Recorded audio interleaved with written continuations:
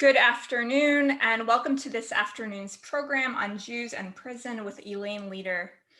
I'm Noah Albaum, and I coordinate programming for the Jewish Community Library, which is a program of Jewish Learning Works. Thank you for joining us this afternoon. We're grateful to our colleagues at the Workers' Circle Arbiter Ring of Northern California and at Congregation Sha'ar Zahav for co-presenting this event. And we're grateful to the Friends of the Jewish Community Library for making all of what we do possible.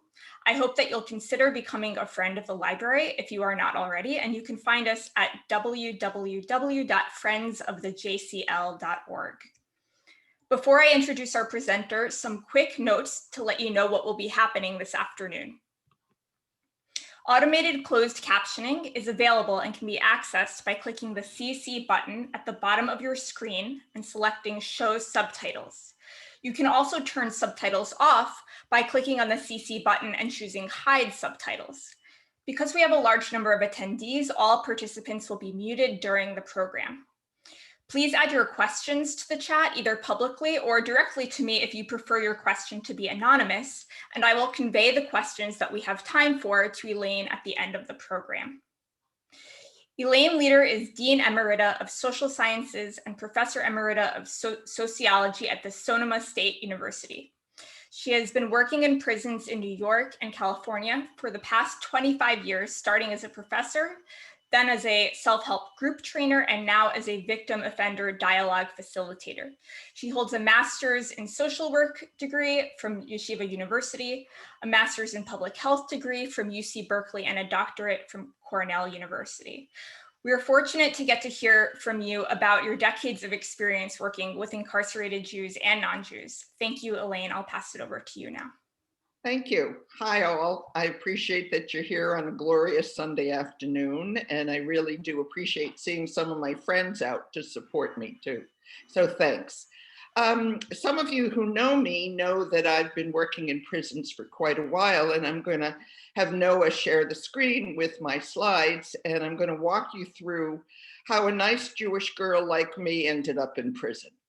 And it's a question that many people have asked me over the years.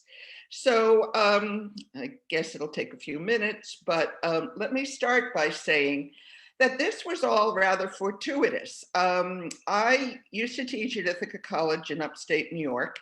And one summer we had kids who came from high schools all over the New York area.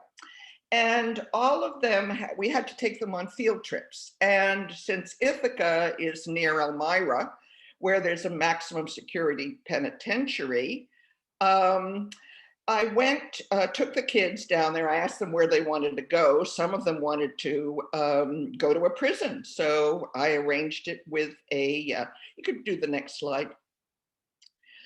So what's a nice Jewish girl like you doing in a place like this? I have been asked that. And the way that it happened was that these students invited me to go to a prison. They wanted to see it too. And I was drawn to doing so as a child of a Holocaust refugee.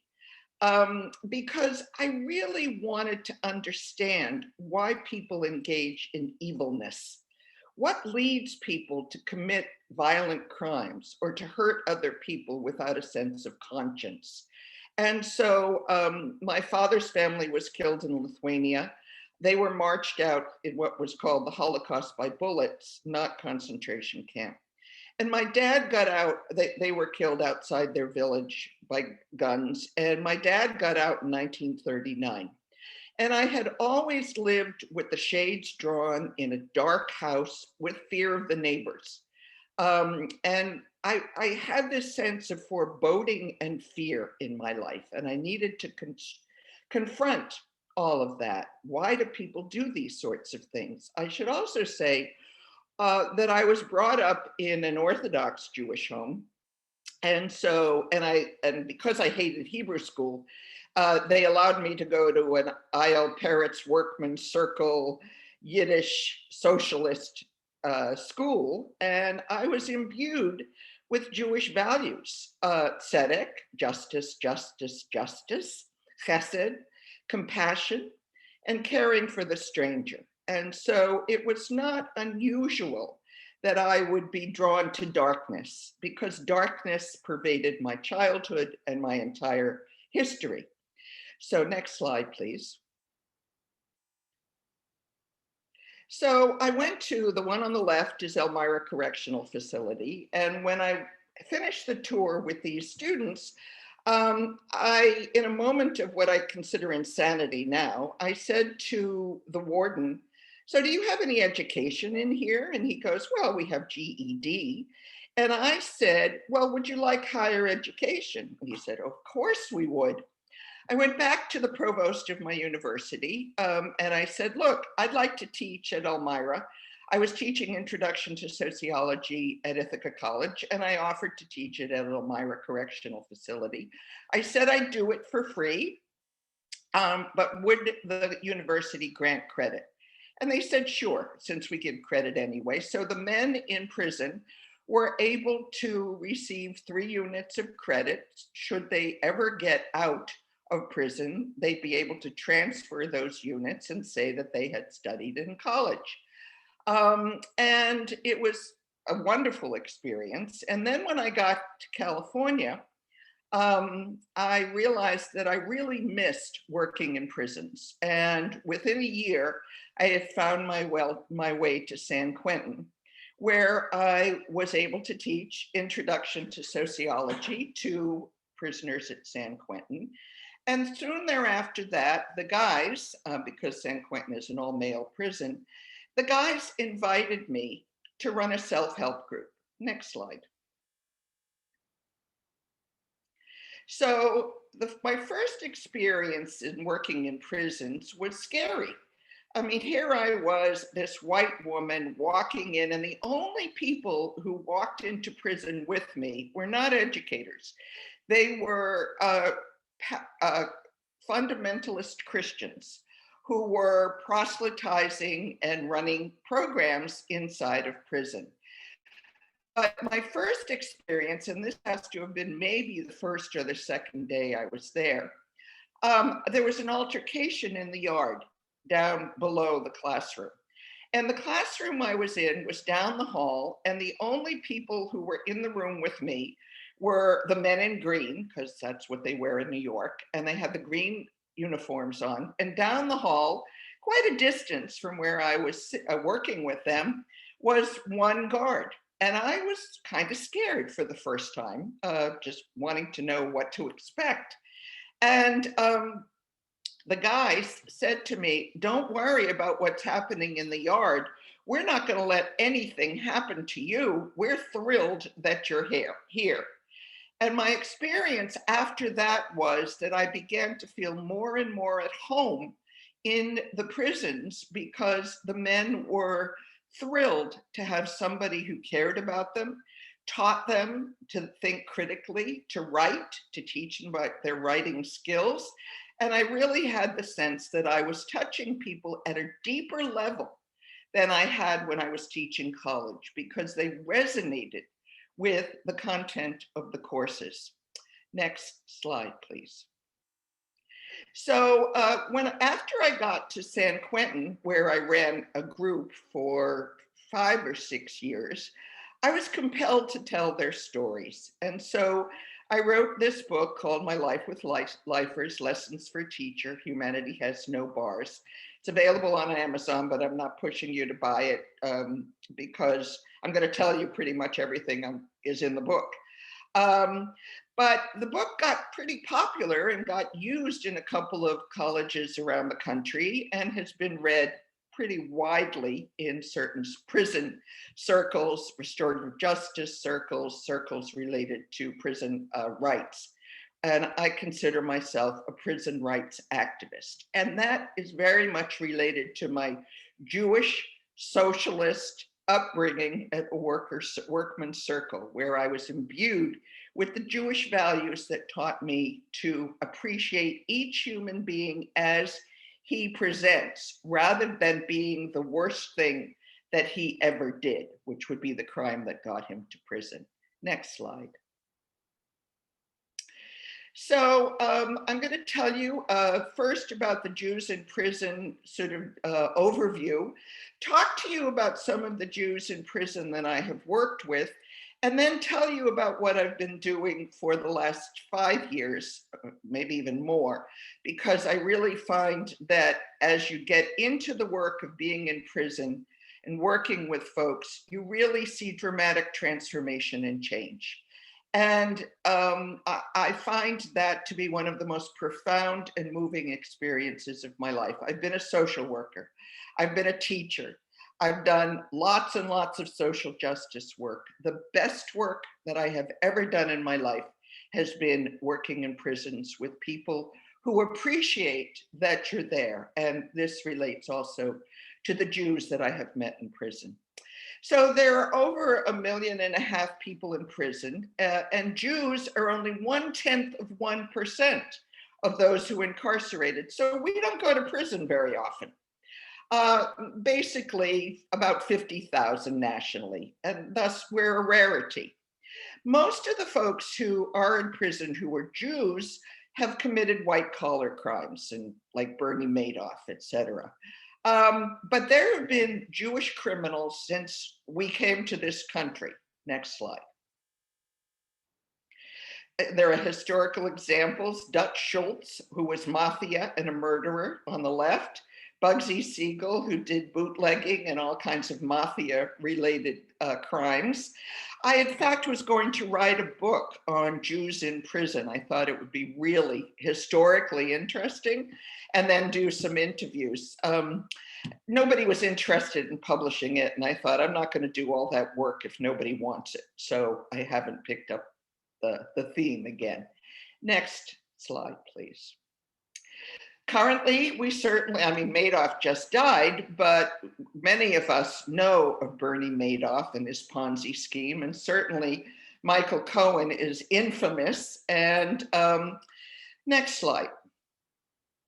Most of the time, when we think about, we as Jews, think about Jewish criminals, we're afraid of them because it's not good for the neighbors, right? It's not good for the Jews when Bernie Madoff or Michael Cohen or Steve Miller get caught up in the kinds of crimes that embarrass us, because we don't want to be seen as troublemakers, right? Many of us historically have tried to assimilate. We change our names, we get our noses fixed, we do whatever we can do to fit in, and here's a Jew making trouble. So there's often a fear, as in other countries, that it'll set off a wave of anti-Semitism. So we certainly like to keep Jewish criminals under the radar. And given that there are so few of them, they can basically stay under the radar, except for some of the big names that we know about, like the Ponzi scheme that makes all of us look bad. So Jews in prison actually have a harder time being Jews. Many times they hide it. Some prisons are more accepting than others. I've had the pleasure now of being a mentor for a chaplain, a conservative rabbi chaplain in Arizona, who wears a kippah and is out about being a Jewish chaplain, and has found men flock to him and want to talk about all kinds of Jewish related subjects, including the relationship of Jesus to Judaism. So some places are open to these discussions, and certainly San Quentin, which is one of the most progressive prisons in the country, there is a Jewish chaplain, and there are Jewish bar mitzvahs, and there are Passover seders, and there are study groups. Some places are far more accepting than other prisons. Jews in prisons have a hard time getting kosher food, and needless to say, kosher food is better than the average food in prisons, and so many people sign up as Jews to get the good food because it's often brought in to various prisons. So it depends on the prison. It's also hard to keep Shabbat or the holidays if you're following a Jewish calendar. And so sometimes people just have to do it. If you're on lockdown, you have to practice your Judaism behind walls in your cell, perhaps with a non-Jewish cellie. as the term is called, roommate. By the way, I would like to urge many of you, if you're interested in this topic, and clearly there are at least 54 people who are interested in this topic, there's a wonderful um, podcast called Ear Hustle. And ear hustle means gossip. And to listen to it, it's from San Quentin and other prisons around the country and the state. And it's about what life is like inside. They haven't covered Jews yet, but they did cover an Israeli bakery in New York, in San Francisco, that is a place that people who have served time know they can get a job because the Israeli who runs it is accepting of people and finds them hard workers and is glad to have them as his employees. The other thing that is difficult for Jews in prison is that often skinheads and other anti-Semites can make life very difficult and challenging. And you don't want to get in a fight on the tiers. You don't want to get in a fight in the yard about religion. It's very volatile. With many groups staying very far apart from each other. So the Latinos have their section. The African Americans have their section. The Jews kind of float. Very, if you happen to be a tennis player, maybe you hang out with the tennis players, not as Jews. But there are Jews who study together using the chaplain or their own texts if there's no chaplain. To figure it all out themselves. Next slide. So I've had several Jews that I've worked with particularly, and I'm going to tell you about some of them and the things that I learned and the things that I saw. Many of us can't imagine that Jews would kill or be violent. I know certainly it was shocking to me when I met Jewish murderers, because of our belief in the sanctity of life and caring for others. So how is it that a Jew comes to prison for having done one of the most heinous crimes possible, taking another life? So I'm going to tell you about Yohanan. That's not his name, but it's his Hebrew name. And he's given me permission to tell you about his case because he's in my book. And I think I was first introduced to him when I was present for his bar mitzvah at San Quentin. And if you ever want to have a remarkable experience, go to a bar mitzvah behind walls. It was amazing. I mean, he had read from the Torah. He did a beautiful, beautiful speech about being behind walls and how it relates to people in the Bible who were incarcerated like Joseph. And there's this real sense of taking the historical trajectory all the way into prison. I also was lucky enough to be invited several times to Passover in San Quentin, and he had created this remarkable, the story, the Haggadah, that he had illustrated, and I'm going to show you some of his pictures. He wore his yarmulke on the yard and was left alone. And one of the things that was most interesting about him is to avoid a write-up for bad behavior. You really have to stay incredibly clean. And that's pretty hard to do in prison because people can attack you and there can be troubles. And he never once in his 20 odd years of incarceration ever had a write-up, which was pretty shocking. When I met him, I said, "What are you doing here?" And he goes, "I did something really awful." And he didn't tell me what it was. I'll get into it and tell you. He was very religious. He wore tzitzis. No, you can go back. He wore tzitzis and, no, back, please. There you go. And he davened regularly. So he was an Orthodox Jew inside. Some of the others are more non-practicing or identify as Jews, but he really saw himself as Orthodox. He came from LA. His parents were Jews. His mother was from LA and his father was from Rochester. Next slide. This is a picture of him with some of his painting. You see he has a kippah. Next slide. I'll tell you about his paintings in a while.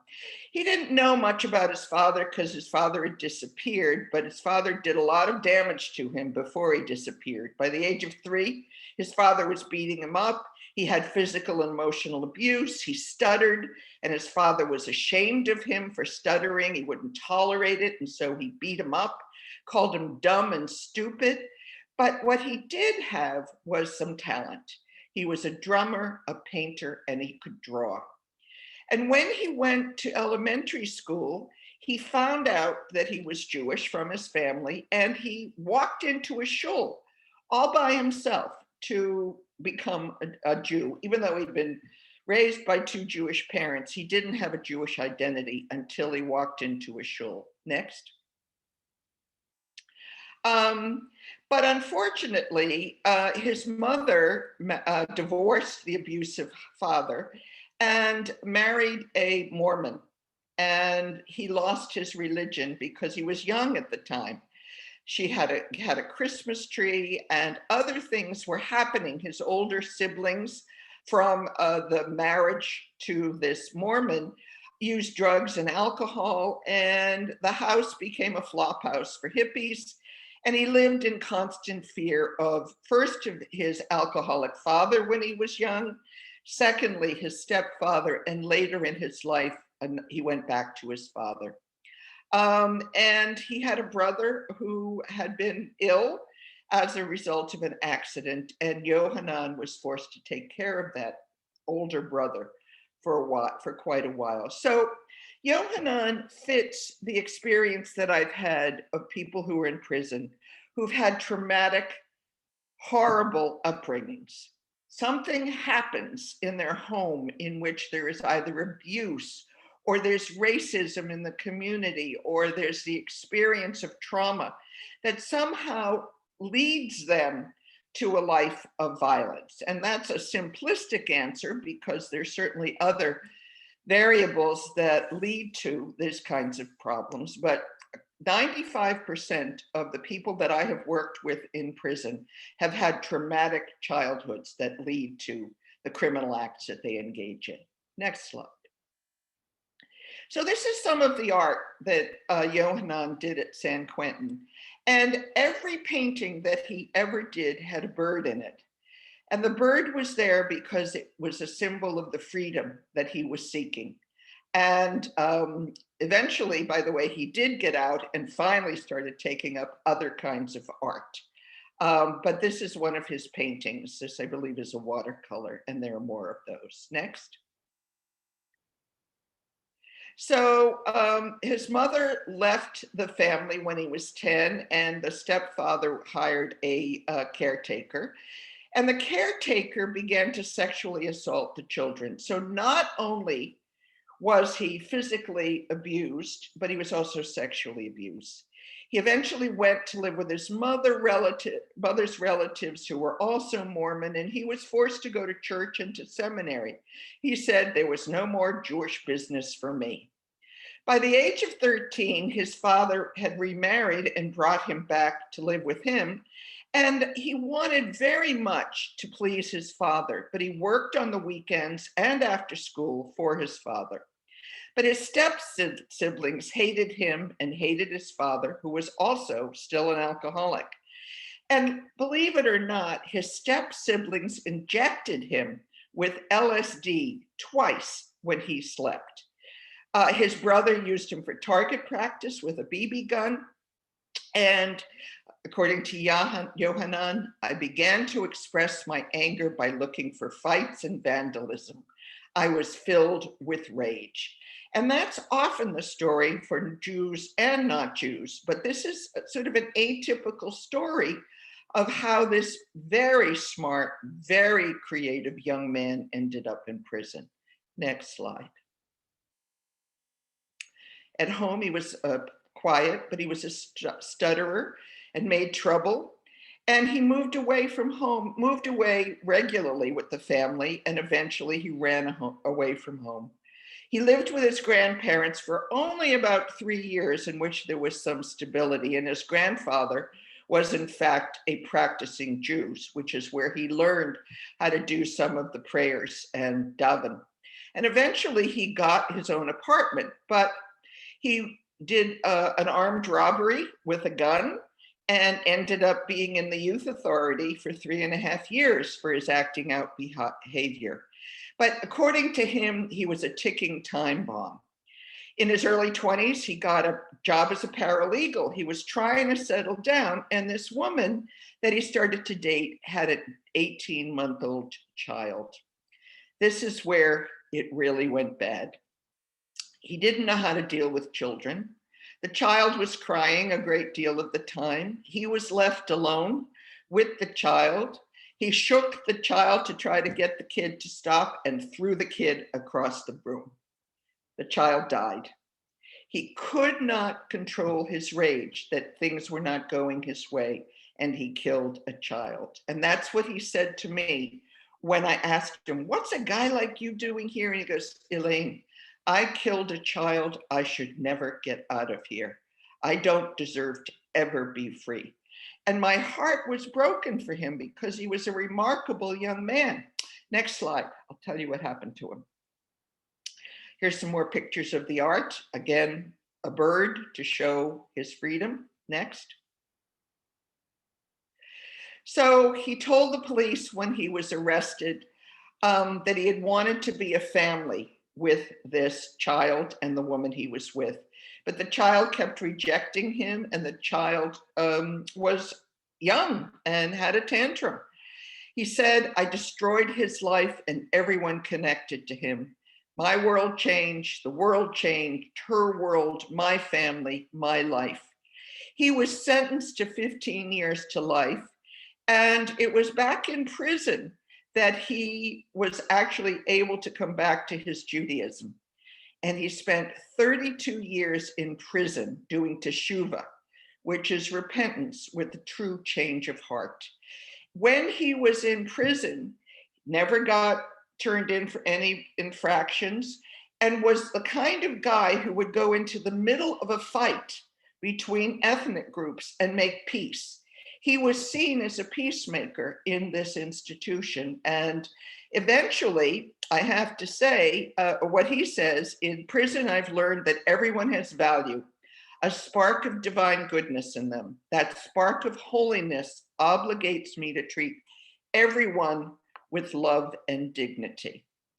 He went before the parole board many times, and eventually the board said to him, "You need to leave. You might not think you deserve to go, but we think you should go." He was thrown out of prison against his will because he thought he should spend the rest of his life in prison having killed somebody. Since his release, he's moved away from this area.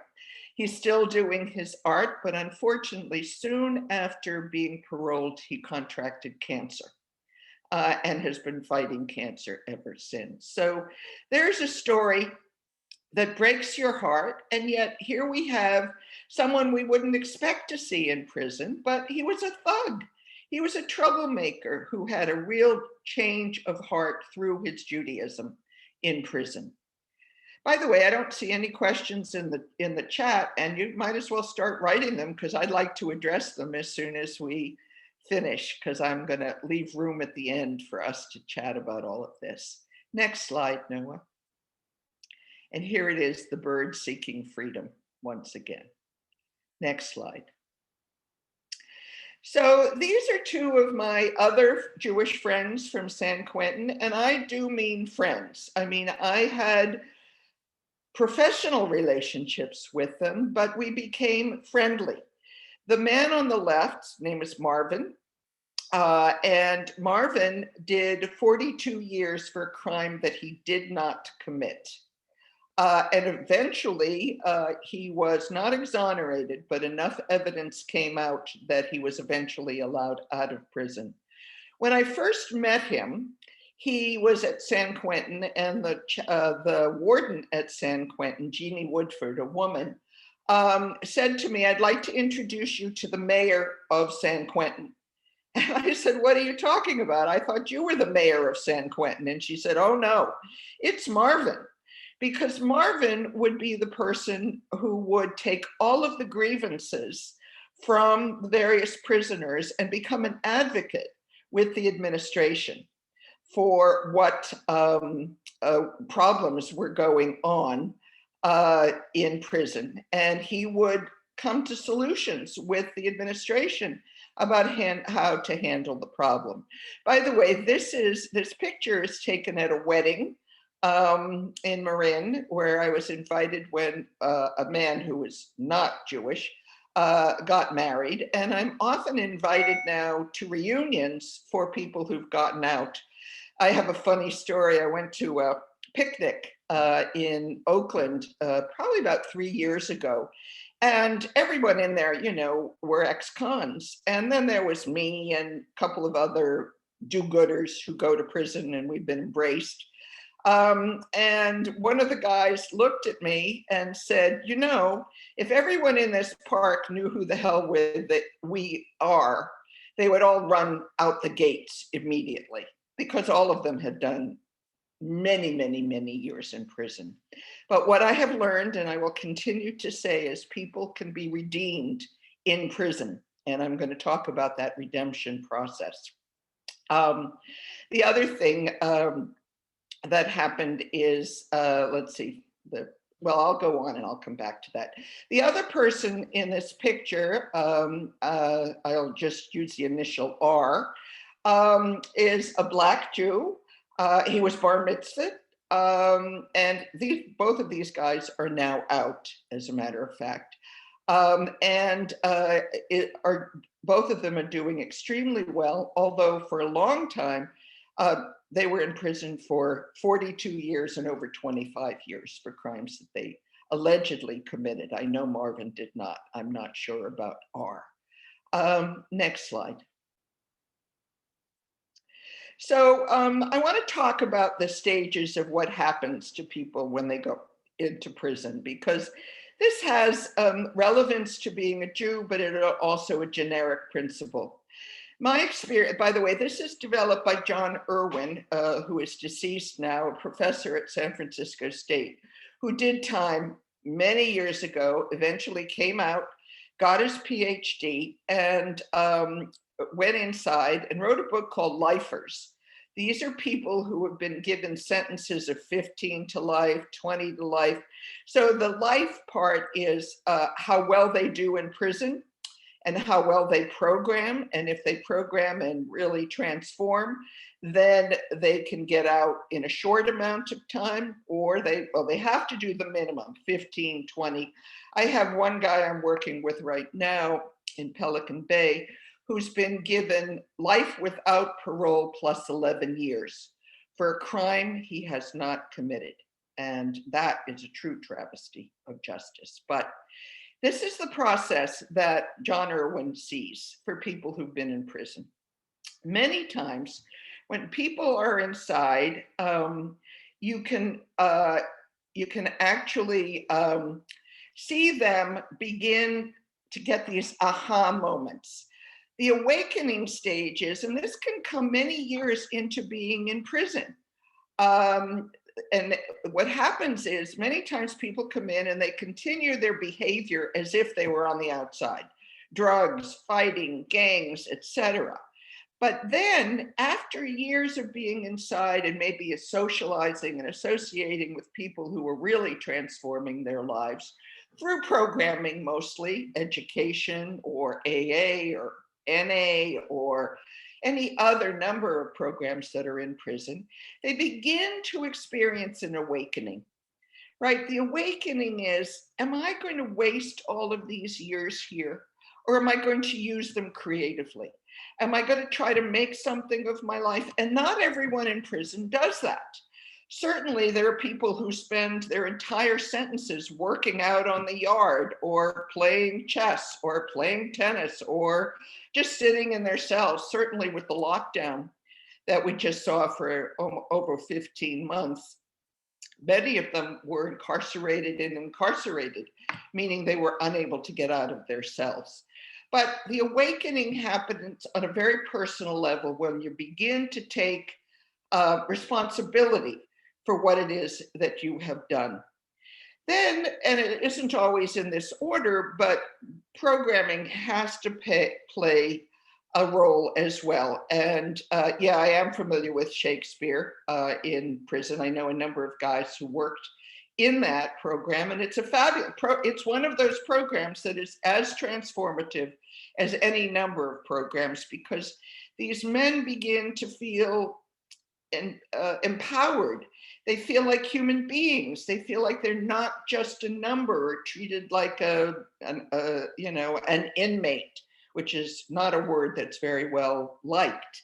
They really are people who are incarcerated. And so programming helps develop the transformation. Through the awakening and the programming comes atonement, which is this sense of I must take responsibility for what I have done. I need to look at what brought me to this stage. I need to, in some way, make up for, if I can, any way for what I have done.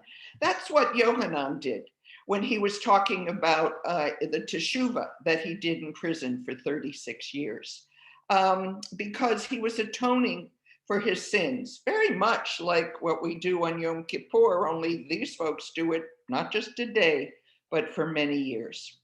And eventually, they have the experience of redemption.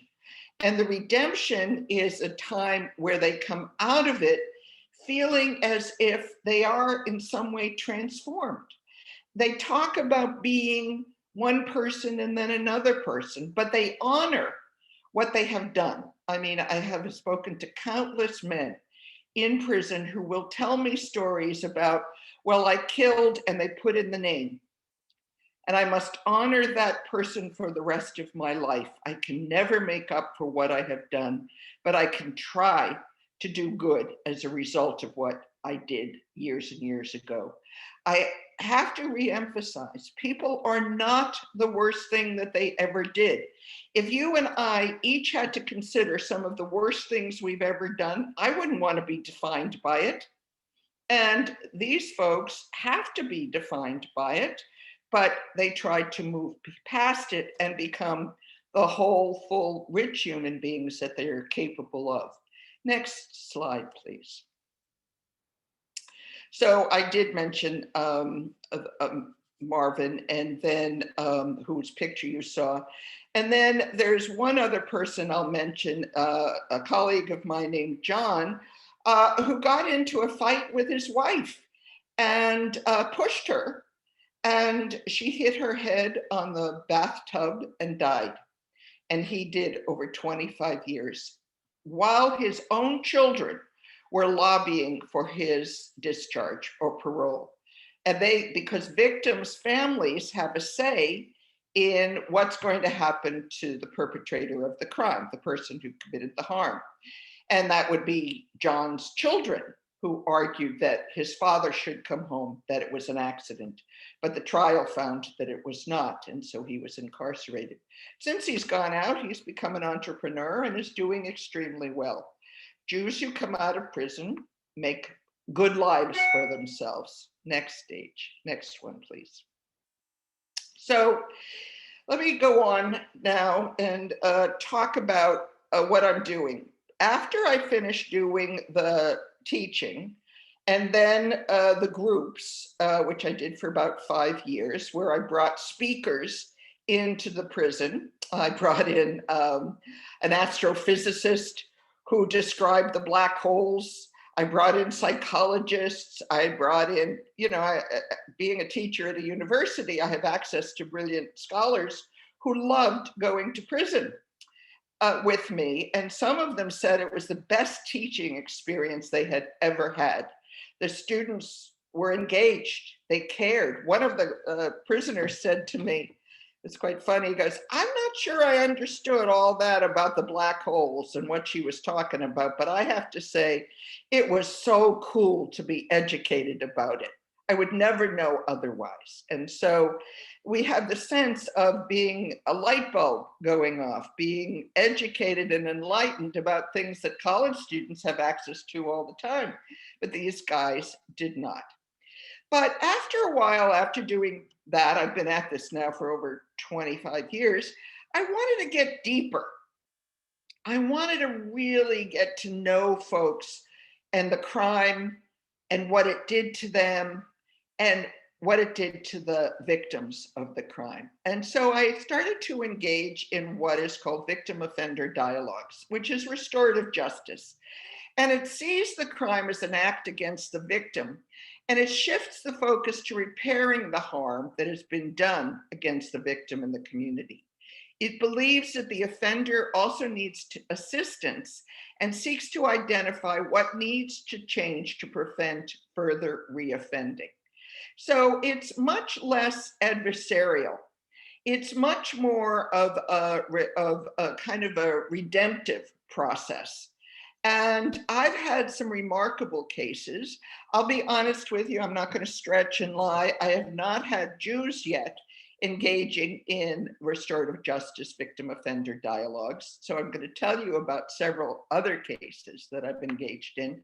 But I do it as a Jew with tzedakah and chesed and caring for the stranger. So my Jewish values are imbued in the values of restorative justice. It's an easy transition for me.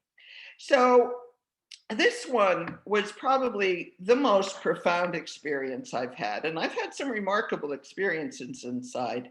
There was a case in which a young man was driving, a woman was coming home from her bridal shower, and her mother and her sister were in the car. And the young man was driving while intoxicated and hit the car head on, killing the mother and the sister. The young man was sentenced to 20 years. The young woman, who didn't get married for 5 years after this horrible experience, eventually married and eventually got her life together, having children and a career. I was called in just a month before he was about to be paroled to have a dialogue between the two of them, because she had gone to high school with this guy, and it was a small town, and she didn't want to run into him on the streets without first having some sort of a dialogue or discussion. So I prepped her, and this was before COVID, so I could go and meet with her. I went to the prison and I met him. And because it was a rushed activity, I brought them in within a month to the prison together.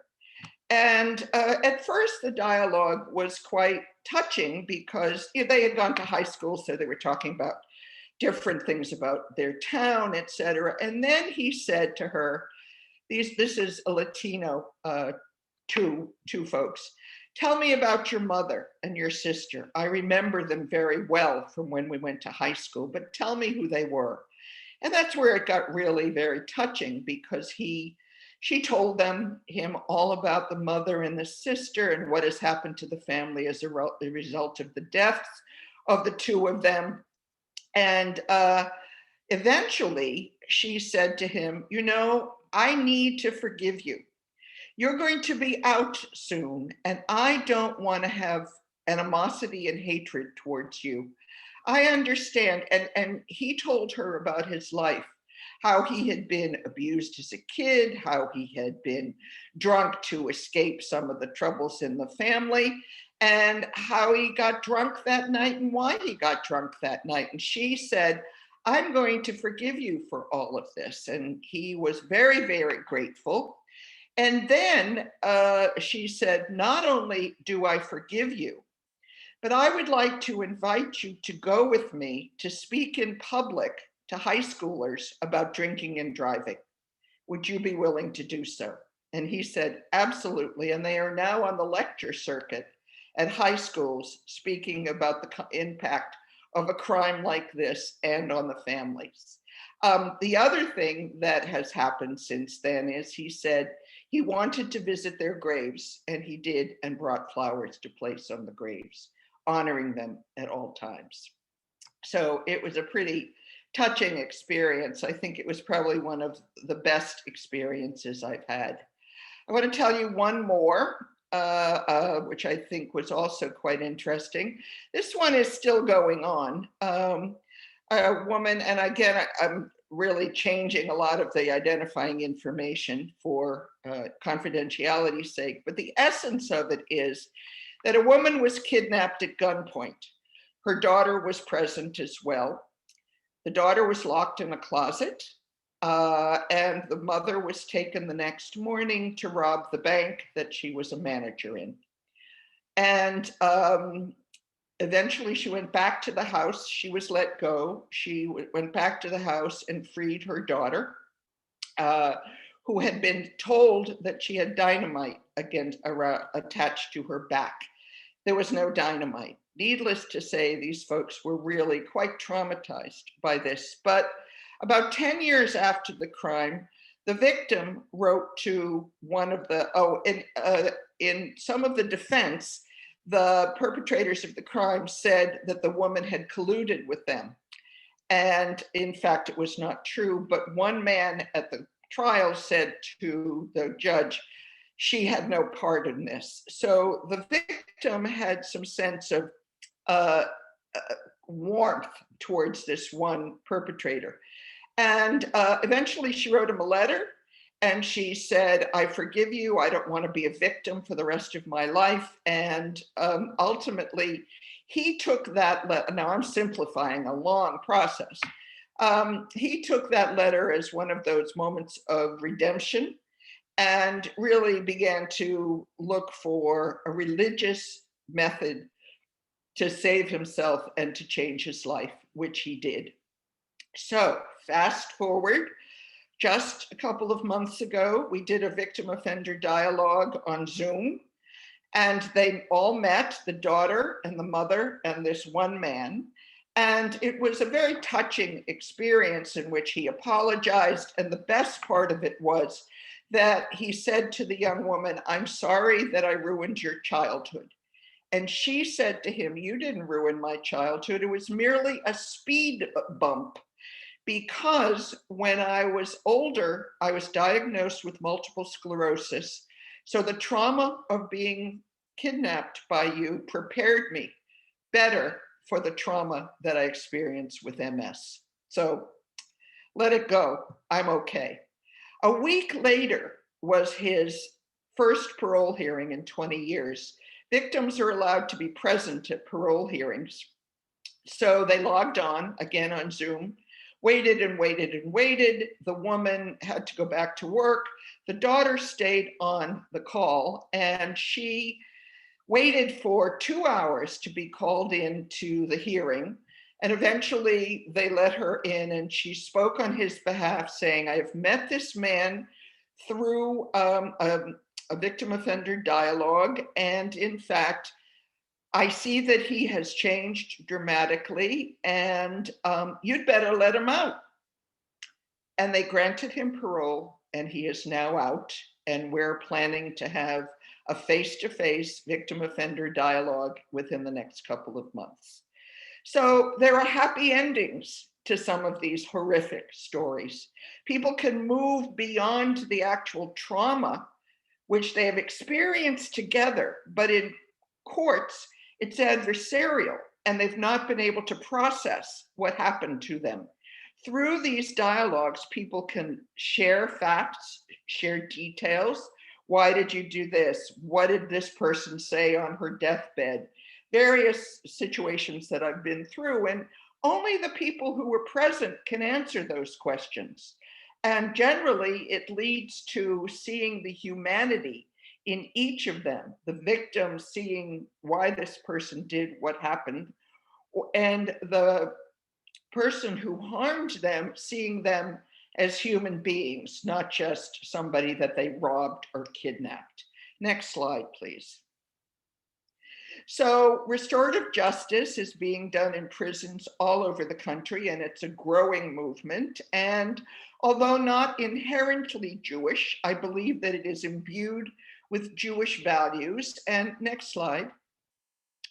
It's very interesting that there are similar values in restorative justice and Jewish values, that all human beings have value, that there should be compassion, that we have to engage in loving kindness, that justice is necessary and not just through the criminal justice system.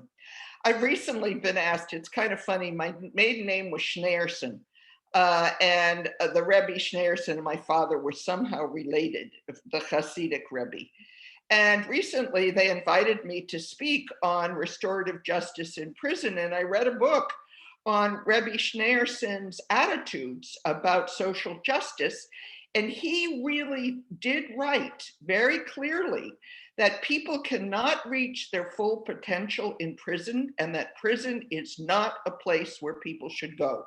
It's not where people should be transformed. And so I'm going to be speaking at another one of his the conferences on his work, where we're going to talk about what are some of the alternatives to incarceration. All human beings are unique, and that we have to be thoughtful in the words that we say, and we must care for the stranger. Next.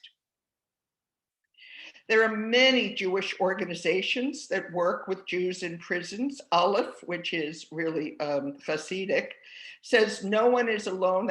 All of these organizations have websites, by the way, that no one should be alone and no one should be forgotten. Many have prison programs where a rabbi visits.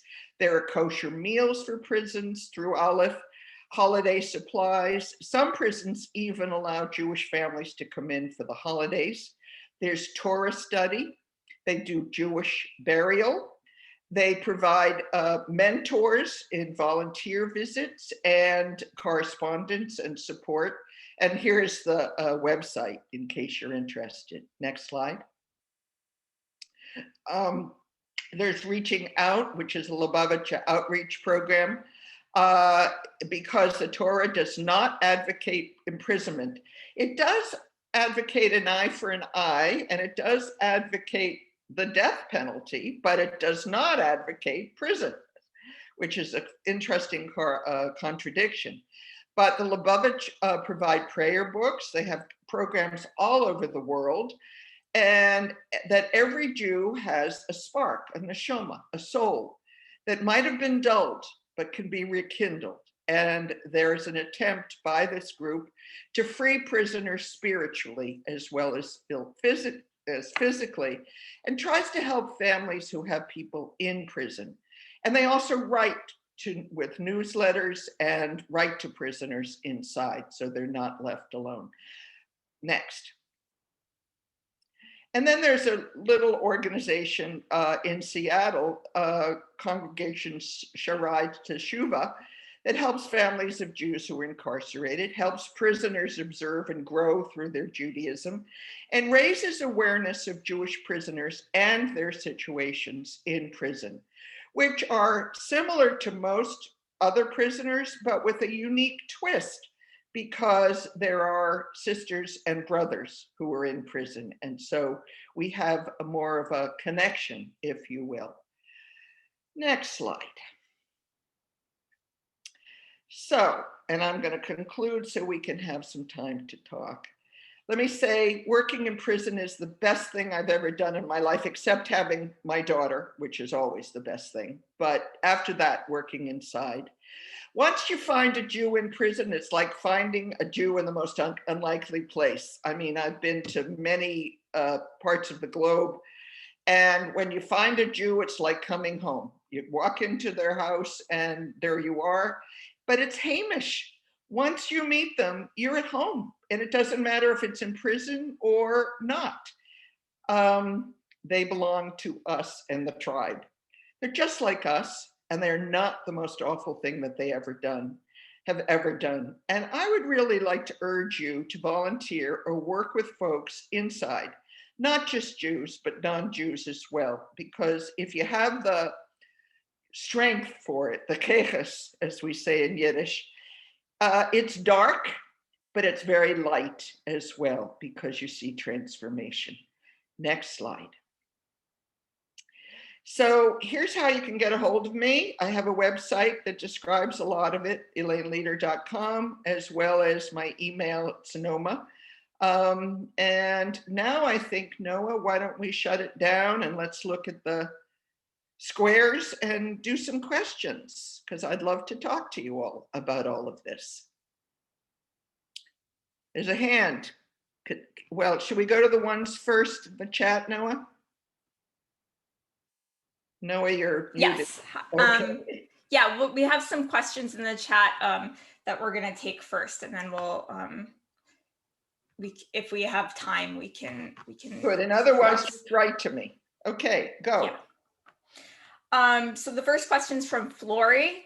Have you met Jews of color in prison, and can you speak to their particular experiences? I have met Jews of color. The one that I showed you, who I called R, is a Jew of color. There are some who convert to Judaism, Black Jews who have converted inside. And I think I mentioned to you that I'm working with this young man in Arizona, and he is running Jewish study groups with mixed groups of people of all races and ethnicities. I give him a lot of credit because he's trying to teach them how to read Hebrew and read the Torah from the Hebrew for people who've never studied Hebrew. And I've studied it and still can't get it. So it's pretty impressive. So yes, I've met them, and their story is a double whammy. They are people of color and they're Jews. And so sometimes they keep their Judaism secret, and sometimes, I mean, you can't keep the fact that you're Black secret. I've not met Latino Jews, people from Latin America. That's just been my own experience, but maybe somebody else can say. I see visiting prisons 50 years ago in Maryland with Chabad, that they do great work. Oh, but they don't invite other rabbis from other conservative and reform. No, the prisons in California are just glad to have anybody come in. So no matter what your brand of Judaism is, people are welcomed in California and New York, I have to say. Not that I ever met a Jewish rabbi in a New York State prison, but I know the warden told me that that would be possible. I did ask at one point. Noah, next question. Yeah, the next question is from Lawrence Dietz. Are there many Jewish military veterans in prison? That's a good question. I have met the Vietnam Vets group at San Quentin. I don't know of any Jews who were in there, to be honest with you. There probably are. I mean, given the trauma of war and PTSD, I would just assume that there are some. I personally have not done so, but maybe somebody after we get a chance to talk. Oh, good. Here's Judah, says that you go to Folsom twice a year for 20 years and you'd like to be on the mailing list. Okay, I will. Noah, would you send me the chat? Yeah. Okay, great. The next question is about Jewish study groups and services, and you sort of spoke to this a little bit just now, but are all the people who participate there Jewish, and like why do non-Jews participate? That's a good question. I think I'm learning a lot from this young chaplain in Arizona, because he's on the yard every day. And I just went in, as this do-gooder, and it's a different kind of experience. He says that sometimes people want to debate Jewish messianism with him. Others want to convince him they're Jews for Jesus, and they want to talk to him about that. Other people come because they're interested, in the Torah. And he's a sort of an open-minded kind of a guy, so he invites one and all to have these dialogues. We're certainly not trying to convert, but if people are interested, he's open to educating. Mm-hmm. So it's pretty impressive, actually. The next question related from Susan Desmond is whether you have been approached by non-Jewish prisoners who are interested in learning about Judaism and or converting. That would be for the rabbi to do, and I'm not a rabbi. I'm just this do-gooder who goes in and has happened to Right. So encounter. folks don't talk to you about that. They don't talk to me about it. I don't even know that I was out as a Jew until recently. But I certainly was with the Jewish prisoners, and that's when I started to want to. In fact, anybody here want to write a book with me on Jews in prison? I think it would be a very cool book. I know Jews would read it anyway. No, I wouldn't. I can't answer that. The next question is from Mark Mackler, who asks if you had any contact with Jewish correctional officers, and if so, did they have, were their attitudes about their work different from non-Jewish correctional officers? I have met two in my whole life, 25 years, two. They were correction officers. I mean, I have great respect for people who work. They're as incarcerated as those who are incarcerated. I mean, they live in a total institution, and it's hard work and it's dangerous work. But there's a sense of more, they're bad and we have to keep them locked up. I have encountered many guards. In fact, one right now that I'm working with at Pelican Bay, who is remarkable in understanding that people can be transformed. He's not Jewish. So it doesn't matter what religion. There are guards who don't see the prisoners as people, and there are guards who do see prisoners as people, and it crosses all ethnicities and religions and races. Thank you. There were a couple of questions from a couple of different people that related to whether incarcerated folks would establish a relationship or join programming or whatever in order to get good conduct credits. Oh, sure. I do it too. I mean, if it's going to get me, maybe going to the parole board a year early because I programmed a middle, but you can tell the difference between people who are serious and those who are just programming for the hell of it. I do a written correspondence now with people at Avenal, and they're given prompts and then they write the answers. And I have seen some beautifully written, deep answers to the questions. And I've seen people just kind of, I got to answer this question. Yes, I had trauma in my childhood. They don't explore it. So, it's across the board. You will find people who really want to embrace the changing their lives, and then there are those who are just there because they want a few what are those called? They're not ducats. They're the folks who go to prison can remind me the word that they get. Kronos, Kronos. Kronos is what you get when you've been programming, and it can build up your file. Good. Okay, next. Yeah, so the next question is from Ziva Convisar. Do you work with incarcerated women as well as men? And no, because those prisons are too far for me to commute. The women's prisons are in the Central Valley of California, and in New York, they were at the Hudson River Valley, and those were at least 5-hour rides for me. And I'm old. I can't be doing that anymore. And I think because I am a Holocaust survivor's daughter, I wanted to work with the worst of the worst. I'm drawn, if I could have gone to death row, I would have preferred it because I want to understand why people do this. And by the way, I have a short answer to it. They do it because of their upbringing. They do it because of whom they associate with and what goes on in their lives that brings them, if they feel alienated from their home or from their lives, they become angry and they join gangs and get it. I had one guy, a Latino guy, who told me I wanted to show them I was the badass of the gang. So I murdered 2 people to show them because I didn't have a sense of belonging with my family. So there are deep psychological as well as social reasons why people commit crimes. Many of them are poor. Many of them have parents who were uneducated. Many of them grow up in cities in which there are very few alternatives besides crime. And it becomes just a way of life, normalized the way normalization is for the rest of us about going to school. So. Thank you. We'll take just two more questions that are already in the chat. One from Diana Scott. Were Jews you've worked with more upfront about why they're there than non-Jews? No.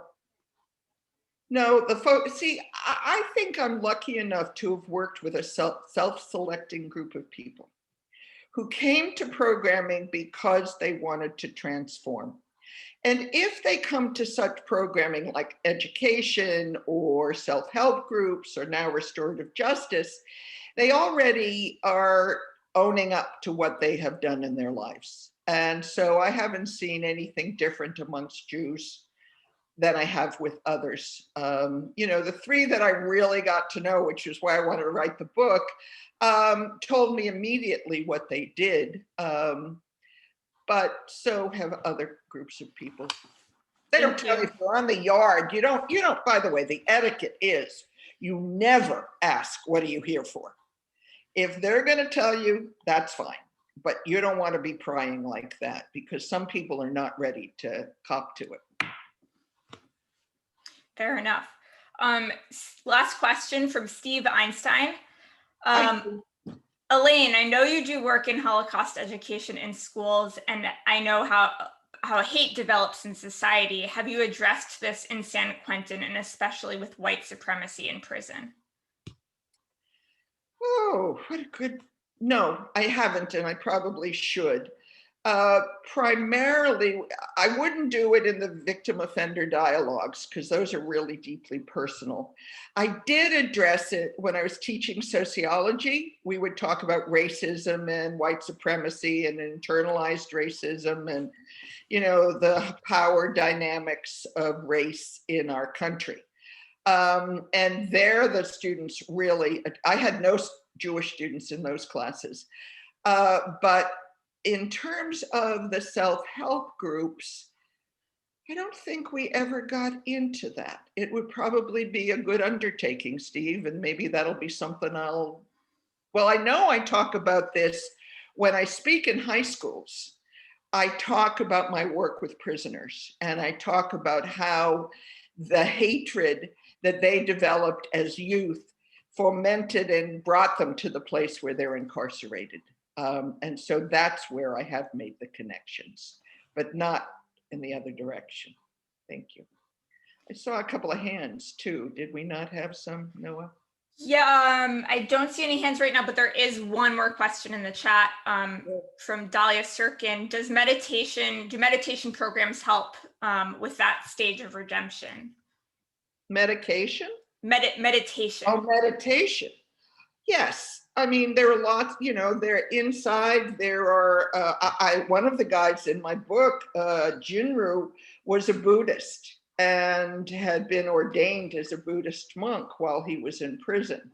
So there are those who are trained, you know, fortunately, San Quentin has something like 3,000 volunteers. So there's gardens and there's companion dogs and there's meditation and there's Shakespeare and so in a place like San Quentin, that's a good option. Most of the prisons in the Central Valley and most of the prisons in this country, including in New York State, don't have such progressive programming. So to bring it is up to people like us, because it's all done voluntarily. People can't, you know, the officers and the programming have to do basic things like education. In fact, the college program is all voluntary professors because the state will not pay for it. Dee, I see your hand up. Yeah, I see Jackie Barshak's hand. Okay, since I said Dee and then Jackie. Where's Dee? Oh, Okay. Dee Seligman? Okay. Yeah. And then Jackie. Okay. Now she gave me the right to unmute. Hi, Elaine. Hi. So nice to see you again and hear you talk about this. I had sent you this as a direct message. That's why our facilitator didn't see it. But anyway, here's the question. Is there anyone that you could not connect with? And if that's true, why was that true? And if it's not true, why do you think it's not true? It has never happened. And that Never might happened. be that I'm kind of a yenta, if you will. You know, I am. I can schmooze anybody. You put me on a subway, I'll talk to somebody. Sure. I find ways to connect with people in prison and otherwise, you know, and so I've met some really weird dudes. I mean, people who were psychotic, people who were out in left field with their attitudes. And I will say, well, you know, I don't know that I agree with you about that, but you make an interesting point. So I've not had that experience, you know, but I go in with a different framework than, say, a correction officer. So I've not had that problem. Jackie. Thank you. Hi, thank you. So how does your work contribute to abolition of the prison industrial complex? Well, I say it's a Band-Aid on the cancer, to be honest with you. But it is the best thing that I've ever done for myself and folks. And then I work politically on the other elements of it in terms of lobbying around the death penalty and sending money to innocence projects and putting more Band-Aids on more cancers. I educate when I teach. I bring my ex-cons into my classes so that 125 students at a pop, undergraduates, can understand about the inequities in the prison industrial complex. And so I do it in my teaching more than I do it on the one-to-one now with the victim offender. Although I have to say right now there is a case in which there is a man who was framed for a murder I know he didn't commit. And I'm thinking of becoming more political on that one, to be honest with you, because I can't abide what has happened to him. He's done 24 years and he was framed. So, but again, it's one-on-one. I feel like it's, to talk about meditation, it's about like water on a stone. It really is. It's a forever thing and it ain't gonna happen in my lifetime. Wendy and Esther both have their hands up. Whoever you see. Okay. Noah. Yeah, and folks, anybody who needs to go obviously can leave. And thank you so much, Elaine, for staying on for these questions. I love Wendy. it. Are you kidding? This is fun. Okay. Wendy. Oh. Yes. Or Esther. Wendy. I have a question, and it has to do with my experience with a convict. And he would take all these classes in all sorts of possible jobs that no longer exist. And they're so behind the times that how do most of these people get out and have any kind of training at all? Well, there are, what are those called? Blue collar kinds of jobs that they're taught, right? Furniture making and plumbing and electrical work. And I know several guys who are out now who are working for elevator companies because they learn those skills. There's also recently, there's been programming again at San Quentin. So they've been learning how to do computer programming.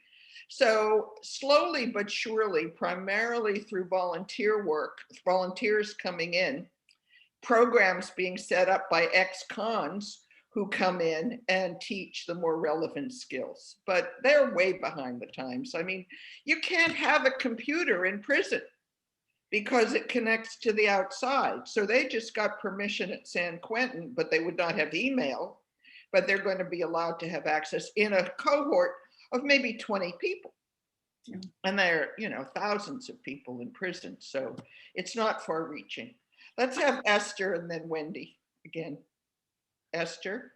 Hi, Elaine. Hi. So is forgiving their families part of the atonement and redemption process? Yes, thank you for asking.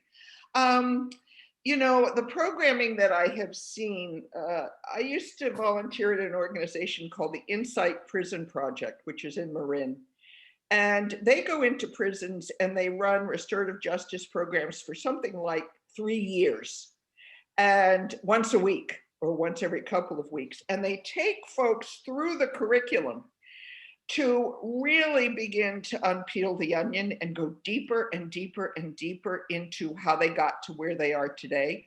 And that includes taking a look at one's family and really understanding the dynamics that taught you how to do this. You know, I mean, I had one guy whose brother was a priest and he had murdered 3 people and he couldn't make sense of it.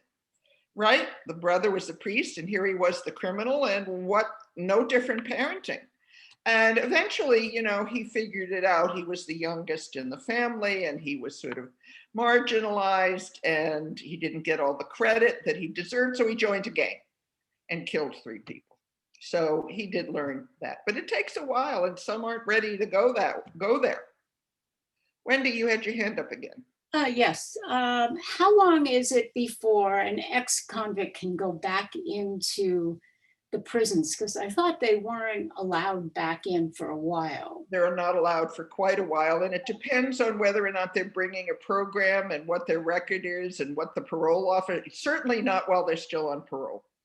And Okay. parole can last many years. I mean, it can be up to 5, 6 years. Some people get off earlier, but not while you're on parole. So, you know, parole is just California Department of Corrections parole officers. So you're still incarcerated, basically, and under the jurisdiction of the state until you finish your parole. Thank you. Thank you so much, Elaine, and thank you everybody for joining us. Tomorrow we'll be sending out an email with some resources that are available through the library, as well as we'll include some of the email addresses that were shared and Elaine's email address if you want to get in touch with her to ask more questions. I hope you do. All right, thanks everyone. Thank you, Elaine. Take care. So much. And Noah, you'll send me the Yeah, chat? I'll send you the chat. Thank you. Bye.